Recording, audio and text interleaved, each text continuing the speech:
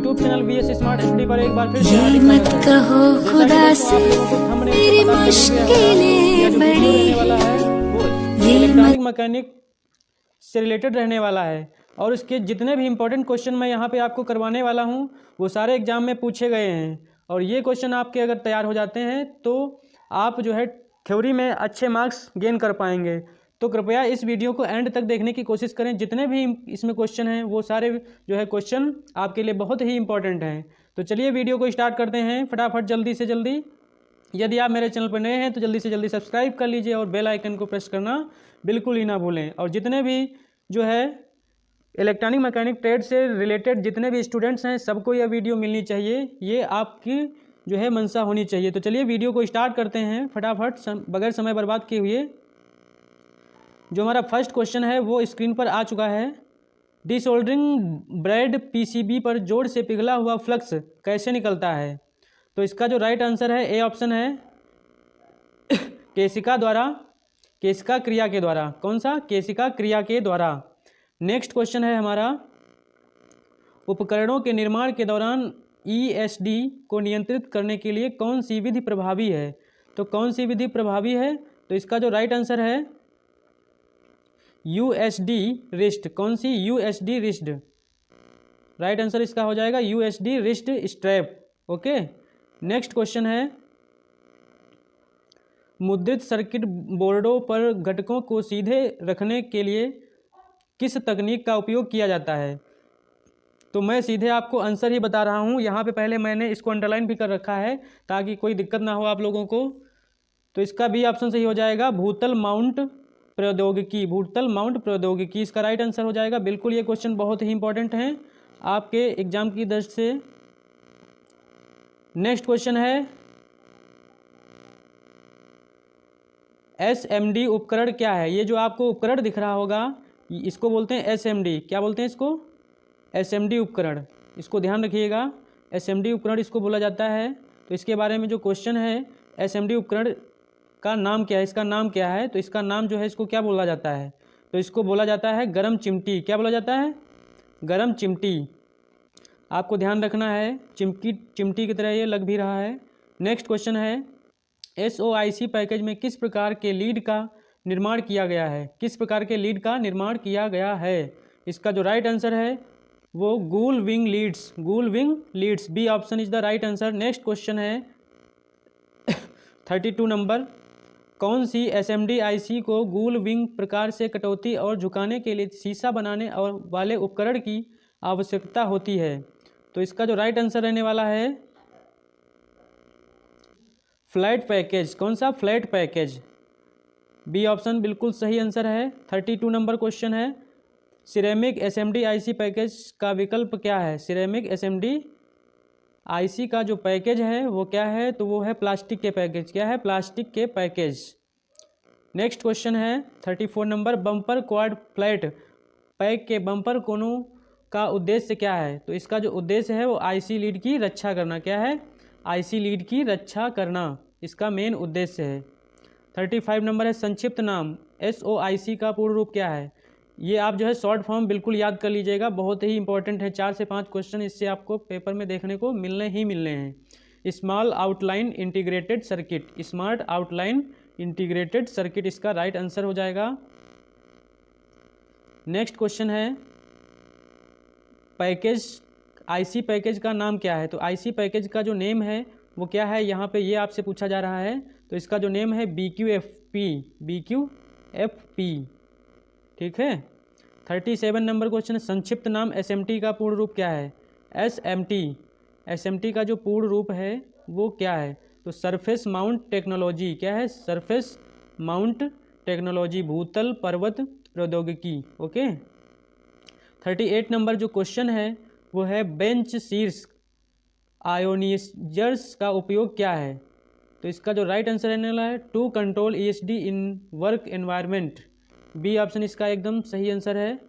Next question है 39 number, टाँका लगाने में टिनिंग क्या है? जब टाँका लगाया जाता है तो जो टिनिंग होती है वो क्या होती है? तो लोहे की नोक पर थोड़ा फ्लक्स पिघलाया जाता है, इसको क्या बोला जाता है? टिनिंग बोला जाता है। ठीक है, टिनिंग। ईएसडी घटना के कारण उत्पन्न दोष का नाम क्या है? ईएसडी जो घटना है उसके कारण जो उत्पन्न दोष उत्पन्न होता है उसका नाम क्या है? तो लेटेंट डिफेक्ट। क्या है? लेटेंट डिफेक्ट, यानी अप्रकट दोष। क्या बोलते हैं उसको? अप्रकट दोष। 41 नंबर क्वेश्चन है, उपकरणों के निर्माण के दौरान ईएसडी के कारण को कैसे कम करें, यानी इसको कैसे कम किया जा सकता है? तो उसको जो है क्या करना पड़ेगा? ईएसडी को नियंत्रित करना पड़ेगा और फुटवियर का इस्तेमाल करना पड़ेगा, यानी ईएसडी नियंत्रण फुटवियर का इस्तेमाल करना होगा। 42 नंबर सॉरी क्वेश्चन है, ईएसडी के कारण उपकरणों को होने वाले दोष का प्रतिशत क्या है? जो दोष होगा उसका परसेंटेज है वो क्या रहने वाला है? तो उसका जो परसेंटेज है वो 60 to 90 रहने वाला है। 60 to 90, डी ऑप्शन बिल्कुल सही आंसर है। 43 नंबर क्वेश्चन है, स्थिर आवेशों से बचाने के लिए प्रवाहकीय जूता कवर बनाने के लिए किस सामग्री का उपयोग किया जाता है? किस सामग्री का उपयोग किया जाता है? तो इसको जो है पॉलीप्रोपेलीन का प्रयोग किया जाता है, पॉलीप्रोपलीन का। नेक्स्ट क्वेश्चन है, एसएमटी में वाइडिंग का कारण क्या है? वाइंडिंग जो होती है उसका मेन रीजन क्या है? मेन कारण क्या है? ये पूछ रहा है आपसे क्वेश्चन। तो इसका जो मेन रीजन है वो क्या है? Damaged joint interest damage. Next question है, उपकरणों के निर्माण के दौरान ईएसडी के कारण को कैसे कम करें? ईएसडी के कारण को, रिपीट क्वेश्चन हो गया, ये तो मैं कर चुका हूँ अभी। इसके बाद आपका जो क्वेश्चन रहने वाला है 45 नंबर, रिफ्लो सोल्डरिंग प्रक्रिया के लिए सोल्डर पेस्ट की संरचना क्या है? सोल्डर पेस्ट की संरचना क्या है? तो इसका जो राइट आंसर रहने वाला पाउडर, सोल्डर और फ्लक्स।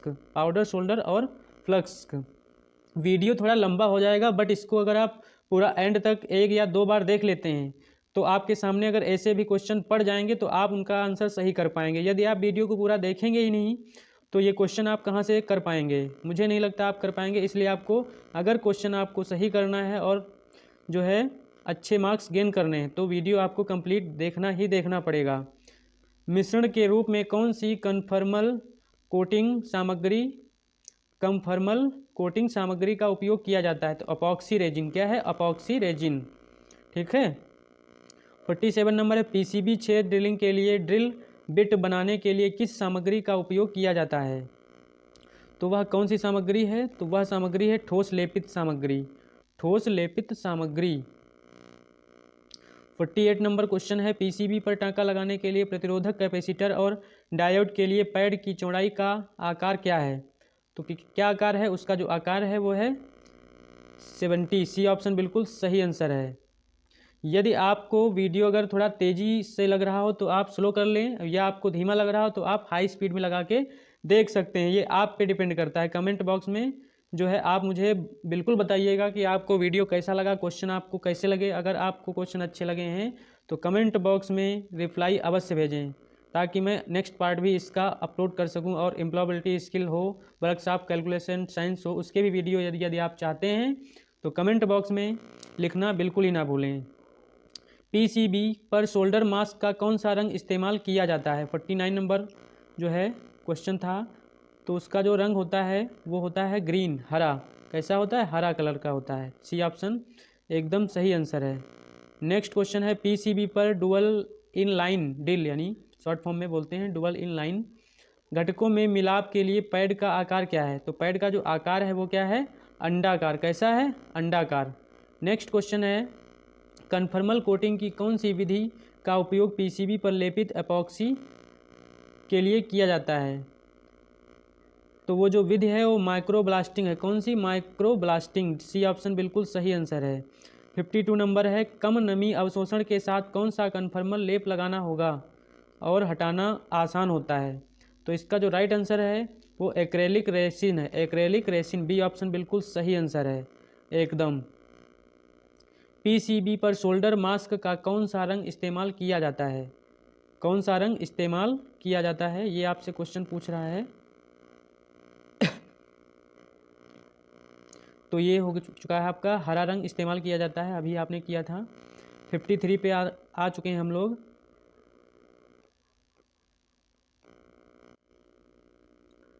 पीसीबी पर कौन सा सुरक्षात्मक रासायनिक लेप लगाया जाता है? तो यह जो लेप लगाया जाता है वो पॉलीमर फिल्म कोटिंग होता है। कौन? पॉलीमर फिल्म कोटिंग बोलते हैं इसको। 54 नंबर क्वेश्चन है, रेफ्लो सोल्डरिंग पर अंतिम जोन कौन सा है? अंतिम जोन कौन सा है? तो इसका जो राइट आंसर है शीतलक जोन। कौन सा जोन है? शीतलक जोन। ओके। नेक्स्ट क्वेश्चन है, रिफ्लो सोल्डरिंग प्रक्रिया में दूसरा चरण कौन सा है? दूसरा चरण कौन सा है? तो यह जो है थर्मल सोख जोन है। कौन सा है? थर्मल सोख जोन। ओके। नेक्स्ट क्वेश्चन है, रिफ्लो सोल्डरिंग प्रक्रिया पर कौन सा चरण सबसे लंबा है? कौन सा चरण सबसे लंबा है? तो पहले से गर्म जोन जो होता है वो सबसे लंबा होता है। ठीक है। नेक्स्ट क्वेश्चन इसी तरह है, रिफ्लो सोल्डरिंग प्रक्रिया के प्री हीट जोन में तापमान की रैंप अप दर क्या है? तो यह जो है वो 1 डिग्री से 3 डिग्री तक है। ठीक है, पर सेकेंड। नेक्स्ट क्वेश्चन है, क्वेश्चन एक भी मिस नहीं करना है, सारे क्वेश्चन इंपॉर्टेंट हैं। मुद्रित सर्किट में बोर्ड सतह माउंट घटकों संलग्न करने की सामान्य विधि क्या है? तो यह जो सामान्य विधि है वो है रेफ्लो सोल्डरिंग। कौन है? रेफ्लो सोल्डरिंग। ओके। नेक्स्ट क्वेश्चन है, पीसीबी पर सोल्डर मास्क प्रदान करने का उद्देश्य क्या है? तो यह जो इसका मेन उद्देश्य है वो है prevent shoulder bridges. Prevent shoulder bridges. Next question है, घटकों के प्रतिस्थापन के लिए पीसीबी पर शोल्डर मास्क कैसे हटाया जाता है? तो यह जो है फोटोलिथोग्राफी। किसके द्वारा? फोटोलिथोग्राफी के द्वारा हटाया जाता है। नेक्स्ट क्वेश्चन है, रिफ्लो सोल्डरिंग प्रक्रिया के रिफ्लो जोन में पहुंचने वाले शिखर तापमान की सीमा क्या है? तो यह जो सीमा है वो 20 डिग्री से 40 डिग्री। ठीक है, बहुत ही important, most important question. Next question है, टांका लगाने की प्रक्रिया का उपयोग करके टांका लगाने वाले जोड़ की फाइन ग्रेन संरचना कैसे प्राप्त की जाती है? तेजी से टांका करने की दर से। नेक्स्ट क्वेश्चन है, प्रवाह टांका फ्लो सोल्डरिंग लगाने की प्रक्रिया में शीतलक क्षेत्र की विशिष्ट तापमान सीमा क्या है? तो इसका जो राइट आंसर है वो 30 डिग्री से 100 डिग्री। नेक्स्ट क्वेश्चन है, सर्किट बोर्ड की असेंबली के लिए किस निर्माण तकनीक का उपयोग किया जाता है? तो यह जो है माइक्रोचिप फैब्रिकेशन। यदि आप ये क्वेश्चन सारे अटेम्प्ट करते हैं, इस वीडियो को पूरा एंड तक देखते हैं, तो मुझे नहीं लगता कि आपसे कोई क्वेश्चन उसमें से छूट जाएगा। सारे क्वेश्चन आप फोड़ करके आएंगे। यदि आपको विश्वास नहीं है तो आपका पेपर तो होना ही है, 20 तारीख से तो स्टार्ट ही है। आप लोग देखिएगा, फिर आपको पछताने के अलावा और कुछ नहीं करना पड़ेगा। इसलिए इस समय टाइम है, आप लोग जितनी मेहनत कर पाएँ कर सकते हैं। जितना जो है आप क्वेश्चन देख लें, पढ़ लें, उतना आपके लिए बेनिफिशियल रहने वाला है। बहुपरत पीसीबीएस पर घटकों को माउंट करने के लिए उपयोग की जाने वाली तकनीक का नेम बताना है। कौन सी तकनीक है? ये जो आप फिगर देख रहे हैं तो यह कौन सी तकनीक है? तो प्लेटेड थ्रू होल। कौन सी है? Plated through hole. Next question है, पीसीबी पर कम लेप कोटिंग के रूप में पैराजाइलिन को लगाने के लिए किस प्रकार की कोटिंग प्रक्रिया का उपयोग किया जाता है? तो यह जो है रासायनिक वाष्प का जमाव। रासायनिक वाष्प जमाव। 67 नंबर क्वेश्चन है, सोल्डर पेस्ट पर क्या प्रभाव पड़ता है जब रैंप अप दर रिफ्लो सोल्डरिंग प्रक्रिया में अधिकतम ढलान से अधिक हो जाती है? तो इसका जो राइट आंसर है वो स्पटरिंग प्रभाव। कौन सा प्रभाव बोलते हैं इसको? स्पटरिंग प्रभाव। नेक्स्ट क्वेश्चन है, 68 नंबर पे पहुंच चुके हैं। वीडियो थोड़ा तो लंबा हो ही रहा है, लेकिन वीडियो आपको देखना पड़ेगा, ये तो बात तय है। वीडियो देखने से ही काम चलना है, ना देखने से उसका दूसरा इलाज नहीं है। रैंप अप दर रिफ्लो सोल्डरिंग प्रक्रिया के हीट जोन में अधिकतम ढलान से अधिक होने के बाद घटकों पर क्या प्रभाव पड़ता है? तयिक। कौन सा प्रभाव पड़ता है? तयिक प्रभाव।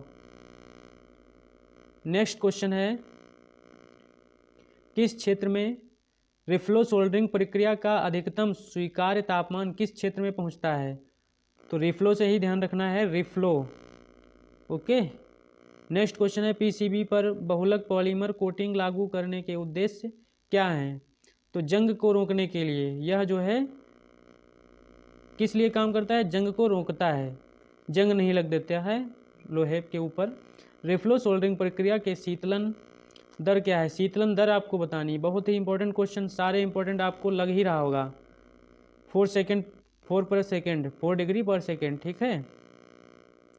72 नंबर क्वेश्चन है, रिफ्लो सोल्डरिंग प्रक्रिया में लिक्विडस टेल से अधिक समय तक गीले होने से होने वाले अत्यधिक इंटरमेटेलिक विकास पर क्या प्रभाव पड़ता है? इसका जो आंसर रहने वाला है वो जोड़ भंगुरता, ठीक है, जोड़ भंगुरता। नेक्स्ट क्वेश्चन है 73 नंबर, क्या कारण है फ्लस्क सफाई की कार्यवाही में कमी से रिफ्लो सोल्डरिंग प्रक्रिया में खराब गीलापन और दोषपूर्ण सोल्डर ज्वाइंट होता है? तो इसका जो राइट आंसर रहने वाला है वो sufficient time temperature, sufficient time temperature इसका बिल्कुल सही आंसर हो जाएगा। सॉरी, इनसफिशिएंट, अपर्याप्त समय। पीटीएच सर्किट बोर्डों में क्षतिग्रस्त वीआईएस की मरम्मत कैसे की जाती है? तो वीआईएस की जो मरम्मत है वो सुराख का उपयोग करके की जाती है, सुराख का उपयोग करके। नेक्स्ट क्वेश्चन है, ये सारे आपके एग्जाम में पूछे जा चुके क्वेश्चन हैं।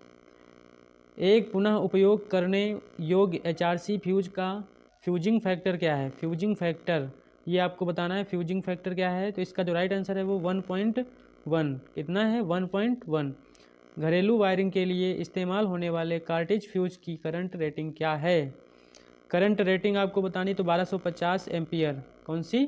1250 एम्पियर। घरेलू वायरिंग के लिए उपयोग किए जाने वाले पुनः उपयोग योग्य फ्यूज की करंट रेटिंग क्या है? तो उसकी है 200 एम्पियर। कौन सी है? 200 एम्पियर, ठीक है। कौन सी? 200 एम्पियर। एमसीबी में एक्स के रूप में चिन्हित भाग का मान क्या है? नाम क्या है? सॉरी, जो चिन्हित भाग है उसका नेम पूछ रहा है, क्या है? यानी ये जो भाग है, ये साइन है, इसका नेम पूछ रहा है, ये नेम क्या है? तो इसका जो नेम है, ऑप्शन है लैच है, प्लंजर है, या सोलेनाइड है, या कॉन्टैक्ट है। तो ये जो है इस भाग है सोलेनोइड। कौन सा? सोलेनोइड। विद्युत परिपथ में प्रयुक्त रिले का क्या नाम है? जो रिले है इसका नेम क्या है? तो इसका नेम है ड्राई रील रिले। कौन सा? Dry reel relay. Next question है, पुनः उपयोग योग्य फ्यूज के लिए उपयोग किए जाने वाले tin dead copper wire 40 SWUG की करंट रेटिंग क्या है? तो इसकी जो करंट रेटिंग है वो 1.5 एम्पियर है। कौन? 1.5 एम्पियर, 1.5 एम्पियर। इसी तरह बढ़ते हैं नेक्स्ट क्वेश्चन पे, 81 नंबर क्वेश्चन। इस वीडियो में मैं आपको 100 क्वेश्चन कंप्लीट करने वाला हूं और आप इस वीडियो में 100 क्वेश्चनों को देख पाएंगे। इसके जो फर्स्ट पार्ट में है उसमें 25 क्वेश्चन, छोटा सा पार्ट है, इसलिए आप लोगों की डिमांड की वजह से मुझे यह वीडियो बनाना पड़ रहा है। एक्स के रूप में चिन्हित कार्टिज फ्यूज भाग का नाम क्या है? कार्टिज फ्यूज भाग का नाम पूछ रहा है, क्या है? तो इसका जो नेम है, ऑप्शन देखते हैं क्या, heat contact fuse wire sand filling break indicator. तो इसका जो नेम है वो क्या है? Break indicator. क्या है? Break indicator. इसी क्रम में 82 नंबर क्वेश्चन है, विद्युत सर्किट में प्रयुक्त संक्षिप्त नाम ELCB का पूर्ण रूप क्या है? तो उसका जो पूर्ण रूप है वो है पृथ्वी रिसाव सर्किट तोड़ने वाले। पृथ्वी रिसाव सर्किट तोड़ने वाले। रिले का प्रकार क्या है? रिले जो है इसका प्रकार क्या है? तो इसका जो प्रकार है वो क्या है? तो इसका जो प्रकार है वो इम्पल्स रिले। क्या है? Impulse relay. कौन सा? Impulse relay. सी ऑप्शन बिल्कुल सही है। मोटर की सुरक्षा के लिए किस श्रृंखला सीरीज MCB का उपयोग किया जाता है? तो यह क्वेश्चन है, तो इसका जो राइट आंसर है सी ऑप्शन है, G series MCBS। G series MCBS। Next question है, एक DC श्रृंखला सीरीज MCB की ब्रेकिंग कैपेसिटर क्या है? ब्रेकिंग कैपेसिटर पूछ रहा है, क्या है? तो 6 किलो एम्पियर। कौन सी? 6 किलो एम्पियर। डीसी श्रृंखला सीरीज एमसीबी के लिए अधिकतम वोल्टेज रेटिंग क्या है? वोल्टेज रेटिंग तो 220 वीडीसी। कौन सी? 220 वीडीसी। जल्दी जल्दी देखते हैं फटाफट। 4 पोल एमसीबी के लिए अधिकतम करंट रेटिंग क्या है? तो अधिकतम जो करंट रेटिंग हो 60 एम्पीयर की है। नेक्स्ट क्वेश्चन, एक सर्किट में ओवर करंट सुरक्षा के लिए चुने गए पुनः प्रयोज्य फ्यूज का फ्यूजिंग फैक्टर क्या है? फ्यूजिंग फैक्टर आपको बताना है तो 1.2 बी ऑप्शन इसका बिल्कुल एकदम करेक्ट आंसर है। नेक्स्ट क्वेश्चन है, सर्किट ब्रेकर द्वारा बाधित करंट का नाम क्या है? नाम पूछ रहा है तो उसका जो नेम है वो प्रोस्पेक्टिव फॉल्ट करंट। कौन सा? Prospective fault current. 90 नंबर है, संपर्क संयोजक तोड़ने बनाने या स्थानांतरित करने के लिए किस रिले में संपर्क व्यवस्था है? तो इसका जो राइट आंसर है Clapper type armature relay. Clapper type armature relay एकदम राइट आंसर है। नेक्स्ट क्वेश्चन है, जब कॉइल में करंट ऊपरी सीमा पर पहुंचता है तो कौन सा रिले कार्य करता है? तो यह जो है करंट सेसिंग रिले। कौन सा relay? Current sensing relay. Next question है, बिजली के झटके से बचने के लिए विद्युत प्रतिष्ठानों में किस उपकरण का उपयोग किया जाता है?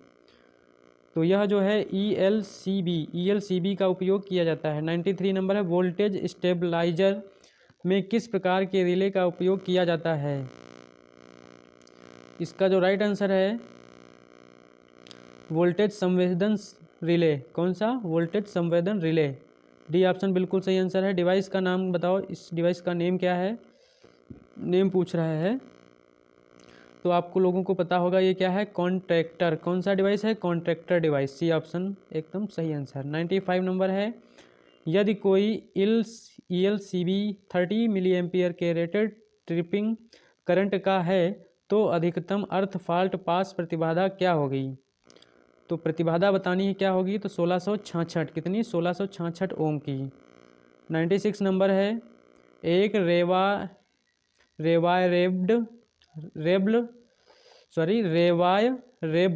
रेब्ल फ्यूज के लिए फ्यूजिंग करंट क्या है? तो ये फ्यूजिंग जो करंट है वो 1.4 से 1.7 है। 97 नंबर क्वेश्चन है, कौन सा पैरामीटर लोड के नुकसान पहुंचाए बिना फॉल्ट के तहत फ्यूज तत्व को खोलता है? उसका नेम आपको बताना है। तो नेम उसका क्या है? नेम आप लोगों को दिख गया होगा, रूपचरिंग कैपेसिटी। क्या है? रूपचरिंग कैपेसिटी। नेक्स्ट क्वेश्चन है, टाइम डिले उद्देश्य के लिए किस रिले का उपयोग किया जाता है? तो कौन से रिले का उपयोग किया जाता है? Thermal relay. कौन सा? Thermal relay. नेक्स्ट क्वेश्चन है 99 नंबर, कौन सा रिले बहुत कम शक्ति के साथ काम कर रहा है? तो इसका जो राइट आंसर है रीड रिले। कौन सा रिले? Read relay. आपको ध्यान रखना है, रीड रिले। नेक्स्ट क्वेश्चन है, भूरे रंग के कोड के साथ कार्टिज फ्यूज की करंट रेटिंग क्या है? तो करंट रेटिंग आपको बतानी है 4 एम्पियर। कौन सी? 4 एम्पियर। नेक्स्ट क्वेश्चन है 101 नंबर, थोड़ा यदि आप लोग टाइम और दें तो मैं और थोड़ा वीडियो 30 मिनट का कर दूं। मेरे ख्याल से आप लोग दे सकते हैं क्योंकि एग्ज़ाम तो नियरेस्ट ही है। पूर्ण लोड करंट के 500% पर मोटर संपर्क खोलने के लिए ओवरलोड रिले द्वारा कितना समय लिया जाता है?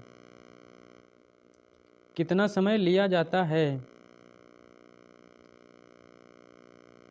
1 मिनट।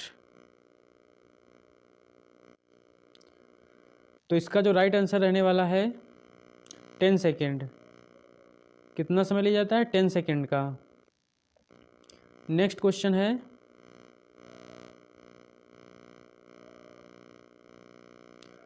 लघु सर्किट ब्रेकर एमसीबी का प्रकार क्या है? ये जो एमसीबी आपको दिख रही होगी इसका प्रकार का, इसका टाइप कौन सा है? कौन से टाइप की ये एमसीबी है? तो ये जो है 3 पोल एमसीबी है। कौन सी? 3 पोल। 3 पोल आपको दिख भी रहे होंगे, है ना? ये जो 3 पोल हैं ये आपको दिख भी रहे होंगे, 3 पोल एमसीबी है। नेक्स्ट क्वेश्चन है, सहायक सर्किट का कौन सा उपकरण खोलता और बंद करता है? तो रिले। कौन सा? रिले। नेक्स्ट क्वेश्चन है, कॉपर कलर फ्यूज कार्टिज की करंट रेटिंग क्या है? करंट रेटिंग आपको बतानी है तो यह है 63 एम्पियर। कौन सी? 63 एम्पियर की करंट रेटिंग है। ठीक है, कॉपर कलर फ्यूज कार्टिज की करंट रेटिंग क्या है? 63 एम्पियर। विद्युत सर्किट में आइसोलेटर द्वारा कौन सा कार्य किया जाता है? तो आइसोलेटर का काम क्या होता है? तो आइसोलेटर का जो काम होता है वो एक स्विच के रूप में होता है, एक स्विच का काम करता है आइसोलेटर। ठीक है। नेक्स्ट क्वेश्चन है, एमसीबी किस स्थिति में विद्युत परिपथ को खोल रहा है? तो एमसीबी जो है शॉर्ट सर्किट, इसका राइट आंसर हो जाएगा शॉर्ट सर्किट। 107 नंबर है, सर्किट ब्रेकर में शॉर्ट सर्किट दूर करने के लिए ट्रिप क्या है एमसीबी संयोजन में? तो वो जो ट्रिप है वो ट्रिप 3 मिली सेकेंड। कौन सी है? 3 मिली सेकेंड। नेक्स्ट क्वेश्चन है, चेटेरिंग नाइज के साथ मोटर शुरू होने का क्या कारण है? तो इसका जो मेन रीजन है वो है इलेक्ट्रोमैग्नेट में संपर्कों के बीच धूल होना। क्या होना? धूल होना। ठीक है। नेक्स्ट क्वेश्चन है, फ्यूजरिंग फैक्टर को खोजने के लिए किस सूत्र का उपयोग किया जाता है? तो फ्यूजिंग फार्मूला आप लोग सुने होंगे अगर पढ़े हैं। फ्यूजिंग फार्मूला कौन सा? फ्यूजिंग फार्मूला, फ्यूजिंग फार्मूला है क्या? तो minimum fusing current upon rated current. Okay. Starter से हमिंग नॉइज आने का क्या रीजन है, क्या कारण है?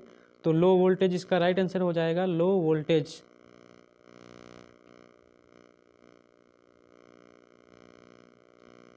फॉल्ट की स्थिति में सर्किट को बाधित करने के लिए फ्यूज द्वारा लिए गए समय का कौन सा कारक किया जाता है? कौन सा कार्य किया जाता है? तो इसका राइट आंसर है कट ऑफ फैक्टर। कौन सा? Cut off factor. Next question है, वोल्ट कॉइल के बहुत अधिक गर्म होने के कारण कॉन्ट्रैक्टर की विफलता का कारण क्या है? कॉन्ट्रैक्टर की जो विफलता है उसका मेन रीजन हो जाता है हाई इनकमिंग सप्लाई।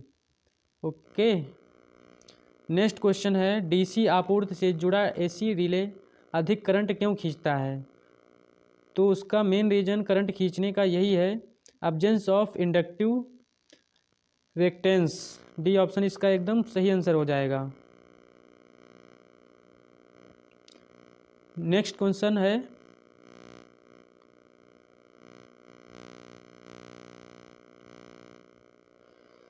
किस सिंगल फेज इंडक्शन मोटर को 1 हॉर्स पावर से कम के लिए रेट किया जाता है? तो उसका जो राइट आंसर रहने वाला है function horse power motor, function horse power motor. Next question है, एक्स चिन्हित यानी एक्स से जो साइन लगा हुआ है आप लोग देख पा रहे होंगे, एक्स चिन्हित केंद्रापसारक स्विच भाग का नाम क्या है? ये जो स्विच का भाग है उसका नेम पूछ रहा है, इसका नेम क्या है? तो इसका नेम क्या है? गवर्नर। क्या इसको बोलेंगे? गवर्नर बोलेंगे। इसको क्या बोलेंगे? गवर्नर। समझ गए? इसको क्या बोलेंगे? गवर्नर। नेक्स्ट क्वेश्चन है, मोटर की टार्क स्पीड विशेषताओं के वक्र का नाम क्या है? तो इस वक्र का नेम बताना है आप लोगों को। ये जो आपको वक्र दिख रहा होगा इसका नेम क्या है? तो इसका नेम है स्प्लिट फेज मोटर। कौन सा? Split phase motor. ये ऑप्शन एकदम सही आंसर हो जाएगा। नेक्स्ट क्वेश्चन है 117, 1 हर्स पावर कितने वाट के बराबर होता है? तो 1 हर्स पावर 746 वाट के इक्वल होता है, 746 watt. Capacitor start induction run motor में किस प्रकार के स्विच का उपयोग किया जाता है? किस प्रकार के स्विच का उपयोग किया जाता है? तो यह जो राइट आंसर है इसका सेंट्रीफ्यूगल स्विच। कौन सा? Centrifugal switch. निम्न रोटर सर्किट प्रतिरोध और प्रतिक्रिया द्वारा किस मोटर का वर्णन किया जाता है? तो इसका राइट आंसर हो जाएगा क्लास ए। कौन से टाइप का? क्लास ए टाइप का। इस तरह 119 क्वेश्चन कंप्लीट हो चुके हैं यहाँ पे। अब मैं जो इसका नेक्स्ट पार्ट लेकर के आऊँगा 120 से स्टार्ट करूँगा, उसमें वो भी आपको पार्ट जल्द से जल्द मिल जाने वाला है। तो इस पार्ट को पूरा कंप्लीट देख लीजिए और पूरी प्लेलिस्ट इसकी इलेक्ट्रॉनिक मैकेनिक की आपको VS स्मार्ट स्टडी चैनल पर आपको मिल जाएगी। और उस प्लेलिस्ट को आप पूरी प्लेलिस्ट 1 से 2-3 बार देख डालेंगे तो सारे क्वेश्चन आपके कंप्लीट हो जाएंगे। इस बार 50 क्वेश्चन आने ही आने हैं। 50 क्वेश्चनों में से कम इसी ये जो मैं आपको PDF पढ़ा रहा हूँ, इसी PDF से कम 30-35 क्वेश्चन आपको मिलने वाले हैं। 100% बिल्कुल एकदम श्योर है, इस बात को मजाक में मत लीजिएगा आप लोग। तो चलिए आज के लिए इतना ही इस वीडियो में। नेक्स्ट वीडियो में आपको 120 से क्वेश्चन मिलने शुरू हो जाएंगे। तो मिलते हैं नेक्स्ट वीडियो में, तब तक के लिए जय हिंद। देखते रहिए VS smart study. Thanks for watching. जय हिंद।